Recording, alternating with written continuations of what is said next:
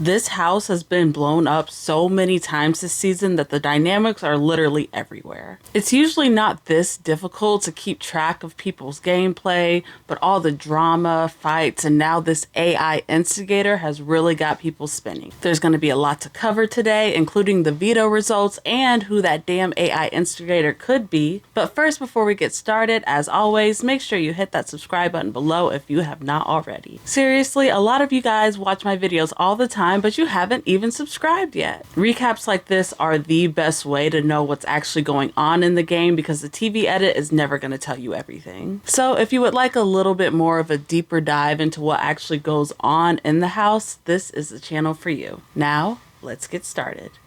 So when we last left off, T-Kor was our new HOH, but the feeds had been down a lot for mysterious circumstances, so we didn't really know for sure where her nominations would lie. The feeds did finally return after like 9 hours of being down, which is crazy. The nominations weren't set yet, but the AI Instigator Twist was just about to begin. At first, I was thinking that this whole AI Instigator thing was just going to be another corny gimmick in the show that really wasn't going to affect anything, but boy was I wrong, because this Instigator Twist is about to unleash hell in the game. Basically, we, America, has already voted for whoever we want this instigator to be, and this person knows who they are, but nobody else does. So now the instigator is going to choose a hologram of a random house guest to go in and start spreading secrets and spilling tea about what's going on in the game. Now, the feeds are always off whenever the hologram speaks, so we're going to have to wait for the live show to see what was actually said. But when the feeds returned after round 1,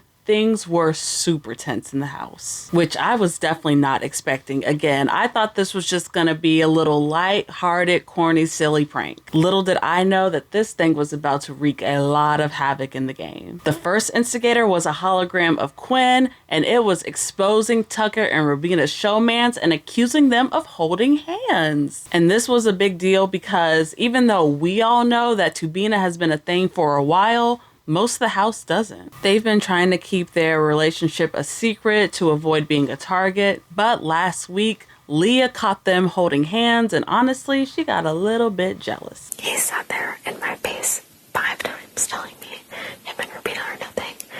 He doesn't have anyone that's his type in this game. And then openly shows that they're together. There's no, there are true things that he's saying, but not everything he's saying is true.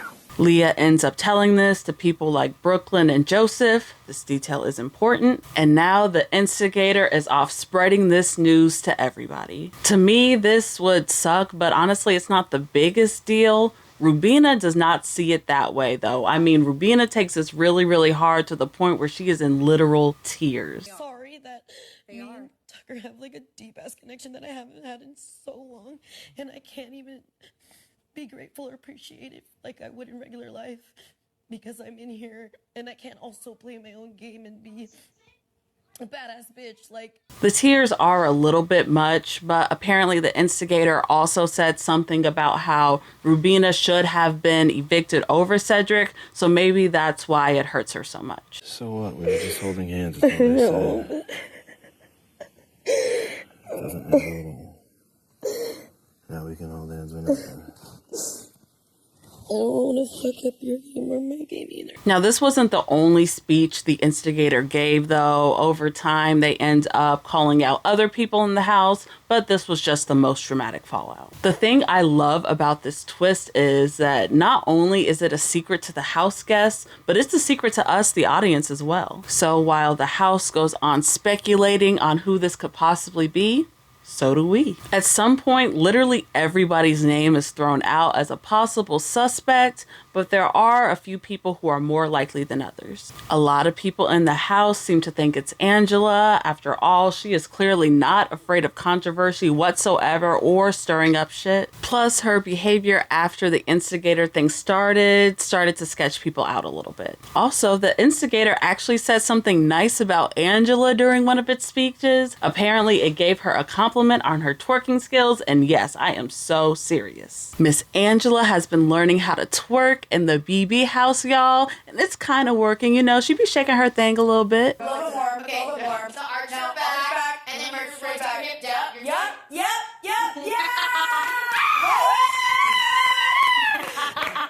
So this isn't helping her case, but also it is kind of obvious to me, so this could easily just be somebody trying to put the target on Angela. Some people also thought that it could be Tucker. To me, it's mainly because he's such a main character on the TV edit. I could just see him getting a lot of votes in general. Plus, later on, he talks to Rubina about how it's a relief to not have to lie about their showmance anymore. If anything, it's just a weight off our backs, and now it doesn't fucking matter.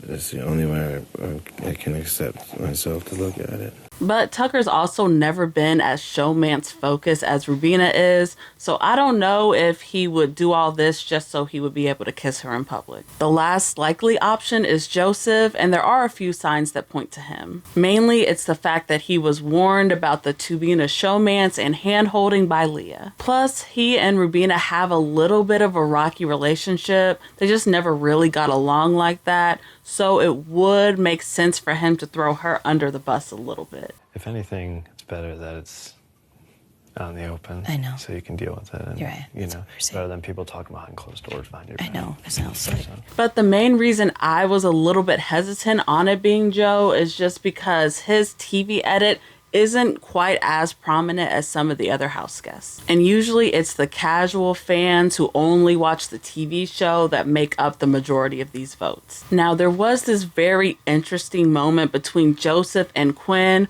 where it seemed like Joseph was maybe hinting towards himself being the instigator. Don't tell anyone, please. No. Okay. Yeah. We're supposed to talk tonight anyway. Yeah. So I'm just... Yeah, everyone thinks it's Angela, so all the house. Yeah. And then I'll explain more once it's all over. Oh, I got you. I'll tell you everything. But this isn't necessarily completely confirmed yet. A lot of people were thinking that this conversation was just Joseph pushing to get Angela put up on the block. And we didn't explicitly hear Joseph saying any of this out loud. So Joseph's involvement is still technically up in the air, but as time goes by, a lot of fans, including myself, are starting to lean towards it being Joseph. In other news, let's now move on to the rest of the gameplay at hand. During T-Kor's HOH meetings, people were pushing for the lone wolves to get put on the block, people like MJ and Cam. And T-Kor doesn't have a game relationship with these two, so that's an easier call for her to make. And then there was Tucker, who, despite everything that's happened this season so far, has still volunteered to go up on the block as a pawn. Now, Tucker later on regrets volunteering and he wants to pull back on his word, but it's just too late. When the feeds come back on after nominations, we see that T-Kor has indeed put MJ, Cam, and Tucker up on that block. Tucker is visibly upset, even though he shouldn't be because he volunteered to be in that position in the first place. But this does make me interested to know if Tucker is going to go on to hold any sort of grudge against T-Kor for all this. I mean, he definitely should, because T-Kor low-key does not mess with Tucker like that. It's just that he doesn't know it. T-Kor hasn't even really named a target yet, and I think that's because in the right universe, her target would in fact be Tucker. She's really only working with him because her two best friends are just so enamored by him. Now, right now, Tucker is a really nice shield for her, so I actually think that Tucker is kind of good for T-Kor's game right now, but her ideal scenario would be to work with Kimo, Rubina, Quinn, and Chelsie, and right now, Tucker is just getting in the way. But like I said before, Tucker doesn't know any of this, and I don't think Kimo and Rubina actually really understand how big of a deal this is for T-Kor because she is so quiet about it. T-Kor knows better than to say stuff like this out loud. She's very demure, very mindful when she talks to people. So as it stands right now, T-Kor is probably Tucker's biggest blind spot in the game. But with two competitions that still need to be played, there's really not much T-Kor can do for now. On Saturday, the house guests all go off to compete in the veto, and when the feeds come back, we see that Tucker has lost and Cam has won his first competition of the season. Go off. The best part is that this was a luxury comp, so now there are prizes and punishments to be dealt out accordingly. T-Kor won $5,000, Makensy won a trip to Hawaii, Angela had to do this brutal punishment where she had to walk around the backyard for like 6 hours, 8 hours, I don't even know, but she was soaking wet and freezing the entire time,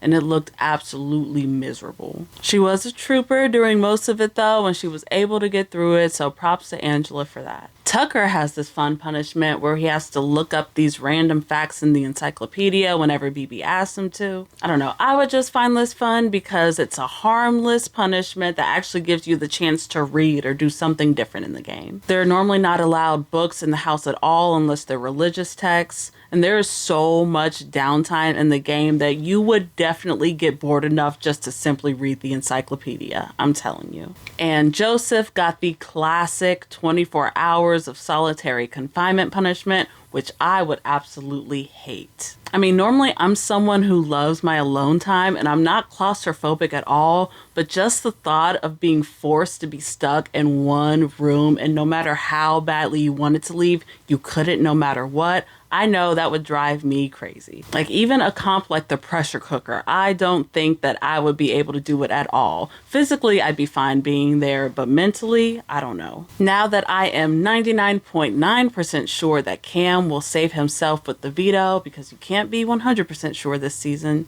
that's gonna leave a spot open on the block. Now again, T-Kor doesn't really have any enemies in the game, so her finding a replacement nom might be a little tough, but luckily her two besties Kimo and Rubina have done what best friends are supposed to do in this game. They volunteered to go up on the block as a pawn. I was talking about how not both of y'all coming up to me being willing to put yourselves in the block. He said it and I was like, why would I? It was him first, and then I realized I'm not scared anymore, so. Look, this season, this is obviously going to be the norm, at least as long as this whole AI arena thing is a thing. Oftentimes, the first couple weeks of the season can set the tone for the entire game. And since volunteering became the norm during the first few weeks, it's now kind of seen as a normal and noble thing to do for your allies. But thankfully, T-Kor isn't really entertaining any of this though. Her initial thought is to put up Leah since they've never really had a real game relationship. But Leah does have the boys, Joseph and Quinn, who are doing their best to keep her on the block because they both have huge crushes on her. Leah is not going on the freaking block, dude. I'm not gonna let that happen. That is stupid. It needs to be Angela. It is Angela. Deal with it. Now, Leah isn't much of a gamer, which is kind of disappointing, but I do want to give her some props for just being able to have these boys wrapped around her finger. You know, she came in the house saying that men are easy to manipulate and that's what she wanted to do. And I got to admit, she's doing a pretty decent job at it so far. I mean, her strategic sense really isn't there, but her flirting game is on point. The fact that she hasn't even been put up yet is insane, like not even as a pawn or anything. But there is a high possibility that she's going to go up this week, especially with all that controversy surrounding her during the beginning of the week. So Leah is looking like the most likely renom now, but there is still room for it to be somebody else like Angela. And as it stands now, Makensy would probably be the most likely evictee for most of the house since she doesn't have anybody really going to bat for her, but all hope is not lost. Because if Tucker happens to lose the AI arena on Thursday, things could get very interesting. Right now, Tucker has the votes to stay because people are scared to even talk about taking him out. But some people are starting to have those conversations. People like Chelsie. You see, Chelsie sees and understands the looming threat that is Tucker, so she's gonna start planting some seeds here and there, trying to see if there's any momentum to get him out the game. She first approaches MJ and Leah with this, which is kind of a risk, but they both seem to be receptive. The way you break it is Tucker. Yeah, you have to get Tucker out. That's the way you break them out. That's what Brooklyn told me before she left. She was like, as long as he's here. Everybody else is fucked. But these votes aren't going to be enough, right? They're going to need a lot more numbers to be able to pull this thing off. Chelsie is going to have to carefully get this momentum going because there is still a 33% chance that Tucker is going to be able to save himself. And if he finds out that there was a movement going against him when he's eligible to win HOH again next week, he's not going to be too happy. So that's all I got for today. At the time of this recording, the nomination still hadn't happened yet. It does still seem to be leaning towards Leah, but there are going to be a few people in the house working to try to keep Leah safe, so we're just going to have to keep our eye on that situation. Of course, I want to know, who do you want to see leave this week? Do you want it to be MJ, Tucker, or Leah, or would you rather it be anybody else instead? Let me know in the comments below. Looks like we're heading towards another surprise on Thursday where even us, the feasters, aren't going to know for sure who leaves, which is rare and stressful, but always fun, so I can't wait. Of course, I'll be back here to update you guys on the nominations and where things are starting to lie in the week, but until then, bye.